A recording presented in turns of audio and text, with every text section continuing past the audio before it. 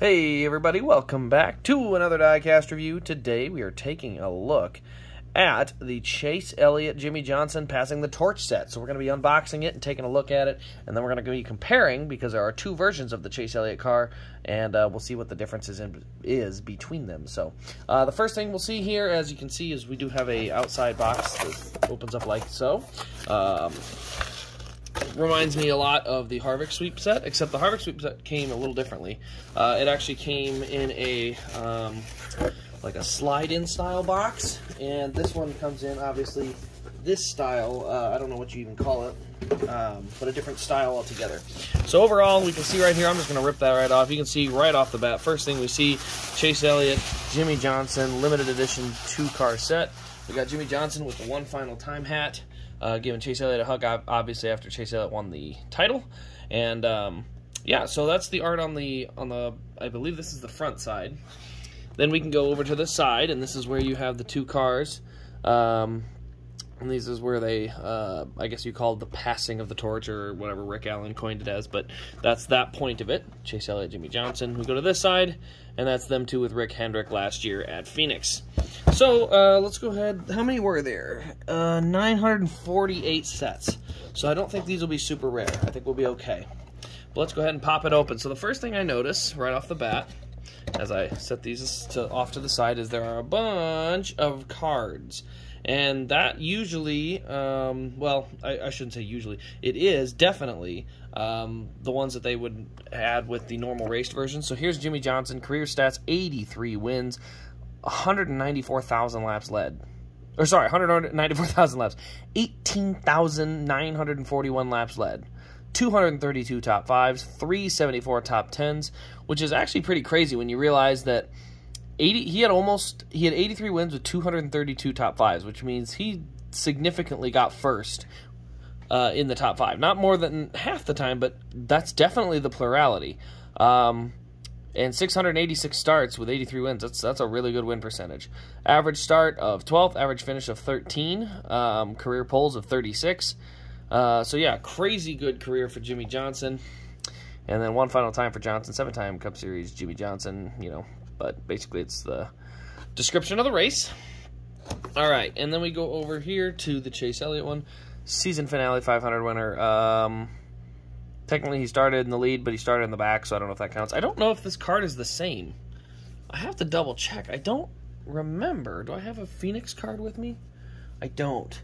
I'll have to see. I don't know if this Phoenix card is the same. It looks different. I could be wrong. I could be wrong, because it looks the same. But anyway, we do have that card, and then we have just one of these elite cards, which don't do anything at all. So the first thing you'll see, we got both the cars in here, so let's go ahead and fish them out. What I'll probably do is just pull the tops off, because it's easier to grip them that way and get a hold of them. We'll start with Jimmie Johnson's car, I think, and then we'll go on to Chase Elliott's, and then we'll compare the Chase Elliott and the other Chase Elliott, I guess. Here we go. So let's get these both out of here. Perfect. Alright, so first thing I'm going to do quick is I'm going to get my handy dandy screwdriver out, and I'm going to pull the Johnson from its base. And then we'll get the up close version, or the up close video of it, now that I can be a little bit closer to it, you know. Alright, still working on the screws. So unfortunately, you're stuck looking at an empty box for a few seconds. By the way, I have DIN number 326 on the Chase Elliott car. We'll see if they have matching DINs. I don't know for sure if they do or don't. So we'll find out as soon as I get this other screw out. My goodness, these are stiff. I don't remember them being this stiff. There we go. 326, 326. Okay, yes, they are matching DINs, which is good, because if they weren't, that'd be kind of silly. But, you know, I wouldn't be shocked. Alright. So I'm going to slide this off to the side, get the base set over here, and set this down nice and close so we get a nice good look at it. So we already took a look the other day probably the other month. now that I realize it, of the 2000 or the final ride non-raced version. So it's pretty accurate to that. Obviously, the only real difference is going to be the raced markings. I don't see anything on the paint scheme that's overly different. But with that being said, you can see right off the bat our left front is used up. There is not much Goodyear left on that tire. You can see we've got some dirt and some rubbed up stuff there. Look at all the brake dust inside the wheel. Little wheel mark there on the left front corner from making some contact post-race. There we got the number 48, HendrickCars.com. You can see we've got some stuff on the skirt as well as the rear tire there, also missing some lettering. We got our ethanol ring, we've got Ally, we've got Valvoline. Jimmie Johnson up top. You can see just a lot of dirt around the left rear in general. Can't really tell for sure if that's from contact or if that's just because of the because it's the raced version here. So you can see we've got, looks like maybe fuel spillage there. We do have the short spoiler. We got Ally, Do It Right, number 48, and then DIN 326, Jimmie Johnson on the rear window, number 48 up here on the roof, along with a roof cam that has Jimmie Johnson's the JJ or signature. Also, we got a Cup Series banner across the front. Got Ally across the hood here. Let's go ahead and move it around to the right side here. Let's take a look at what it looks like over here. Pretty clean on the right side. A few little rubber specks and stuff. Tailpipes down here, so that's black. And then we got our silver and purple kind of Ally graphics. Once we get back around to the nose, not a lot of tape on the grill. You can see we do have the brake ducts. You can see those right over here on the left and on the right. Left ones are taped up, right ones are wide open. There you can see a lot of dirt up on the right front corner, not as much on the left front. On the hood you can see a couple of marks, but not too many. Pretty darn clean. Does have an opening trunk with the fuel cell in the back. So that is in there. We also have the opening roof flaps on the roof, antenna holes included. And then if we go ahead and take a look under the hood, we'll get a good look of our engine detail. There we go. So there's our engine detail, very basic to the Elite, and then it has just the Chevy emblem under the hood there, but we do have the silver engine block and air filter. Let's go ahead and look underneath. We do have functioning rear suspension, DIN 326. You can see there's a rear suspension, posable front wheels, and there's our front end detail along with our exhaust pipes. But overall, it's not too bad. He kept it pretty darn clean on the front.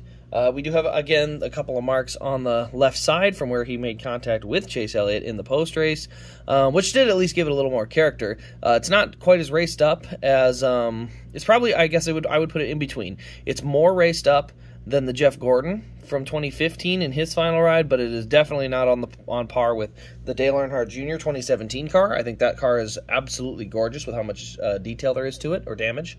But yeah, so the Jimmie Johnson car, not overly raced, but it does have some markings on it. So in my opinion, like if I had the choice between this one and the regular, I'm getting this one. I love race detail. Even if it's not a lot, I still take it. So now onto the Chase Elliott car. Now again, we have seen one of these in the past, so we'll go ahead and go through it. But down the left side, you can see we do have some rubber buildup on the left front corner, number 9 there, in the neon color for Jimmie Johnson. We also got Napa Auto Parts, UniFirst here on the back, along with the ethanol ring. 4 winter stickers up top, along with the neon yellow number 9 again. Go around to the back here, we've got Auto Care, and then the number 9. We can go ahead and pop this open. See our fuel cell in the rear, and then DIN 326 again. As we go to the right side, you can see we do have more, actually definitely more, on this left rear corner. Right here, this is kind of a heavy spot for aerodynamics, so you can see where all the tire, chunks kind of were hitting. A little bit on the left rear corner panel, but a lot of it really right there. Number 9's got some spots down the side. And then here's on the right front where they kind of got together, because it was, I believe, Chase Elliott was technically, like, I'll show you quick. Chase Elliott was going this way, right? I think he was going backwards, and Jimmie Johnson was going, no, they were window to window, so it was Chase Elliott going this way, and Jimmie Johnson going this way. So Chase Elliott was on the inside, Johnson was on the outside, just like that. So this damage on the outside must have come from somebody post-race that wasn't Jimmie Johnson. So actually, I need to get that car back up here. We were down on the right side. So that must have come from somebody at the end of the race coming up and giving him a hit, because the right front here, you can see the Goodyear's rubbed off, and there's a lot of marks right up here on the right front corner. That was not that way when he finished. So somebody probably post-race, I think Blaney may have got into him and put a big dent in it, which is good. We need more of that. We need more dents, you know, more damage. But yeah, you see the number 9 there. You can see the brake ducts open, all 4 of them wide open, so not a lot of tape on there. So I'm not sure if that kept his brakes cool or what that helped so much with as far as why Johnson's have tape and his doesn't. You can see up here we got Napa and Chevy on the roof camera, the playoff banner. Then we got Napa on the hood here. Also, roof flaps do pop open. I hadn't mentioned that, but it is the Elite, so we do have that option as well. Let me see if I can get this hood open. Looks like I'm going to have to poke it from underneath because this is a very, very tight-fitting hood, which, by the way, everyone knows I never complain about that. I am very happy with a tight-fitting hood. But anyway, there you can see underneath, there's our engine details. Very same as Jimmie Johnson. No differences there. And then... yeah, we go underneath, DIN 326, functioning rear suspension, posable front wheels, the whole shebang. So, now that we've seen the 2 of them all together here, it's a really solid set, that's for sure. The artwork on the box, the set itself. But let's go ahead and take a look quick at the differences between the 2, because I have the regular Chase Elliott Racewin, and now I have the Torch one. Let's back this up. I need to get this a little higher off the ground. Okay. So the roof looks pretty much the same. I don't see any real differences there. The left front corner looks pretty much the same as well. I would say the biggest difference you're going to notice is here on the left rear, we have a chewed-up tire and a kind of bent-in corner panel. That is not the case here because this was pre-burnout, so this is clean. Let's go ahead and look at the right rear. So on the right rear, you can see we do have some buildup around that spot there and a little mark there. Other than that, I don't see much. Let's go to the right side here. Looks like the mark's the same. I think it's just the left rear damage that's different, honestly. I mean, just looking at it, you know, from spot to spot, it really does look exactly the same. Yeah, I mean, the tape is all the same. The marks are pretty much the same. So really the only thing I can see is the left rear corner. So this one obviously being a clean left rear and this one being a chewed up left rear with a part of the missing fender. That's really it. I don't see any other differences with this car.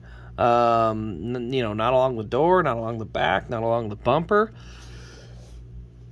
Because I think it was just the burnout was the difference. So one was I thought going to be like pre-confetti, but then I realized there is no confetti. One little dent in the bumper, I guess, on this one. But yeah, it's on that one too. So yeah, the only difference I'm seeing is this. So I guess if you weren't able to get this version, or maybe you don't care as much and you just wanted to have the sweep or the torch set, it doesn't look like there's any difference detail-wise. As I said, the only thing I'm seeing that's very noticeable is the chewed-up tire and this little missing part of the fender.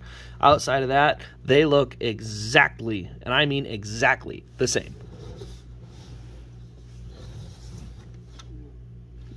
Yeah, no, I can't find anything. There's nothing on here that really looks like it's that far out of place. I mean, I am looking hard to try and find something that I'm not seeing anything. I'm on the right side. No, nothing.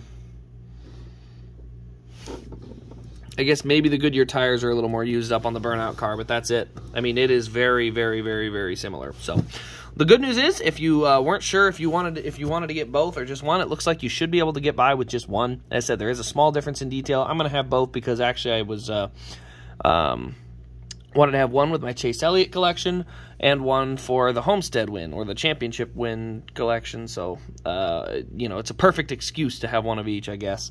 Also, this is my project, or this one's my project car that I'm messing around with and playing with. So we'll see what that turns into. But anyway, that's really all our detail changes there. So I'm going to go ahead and move this one off to the side so we can get a look at our sweep set one more time, and I can put that box back together so we can at least see them, and you know, with the artwork and stuff on top, which makes it look pretty cool. But that's really all there is to show on this one. It's not an overly you know, not overly raced as far as the detail on either car.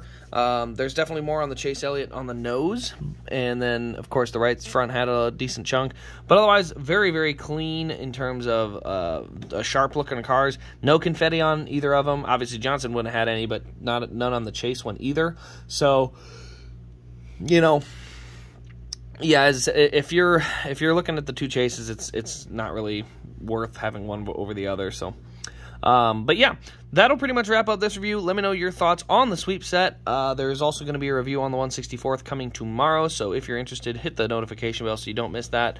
But other than that, this has been Race Grace. Thanks for watching, everybody, and we'll see you in the next Diecast review.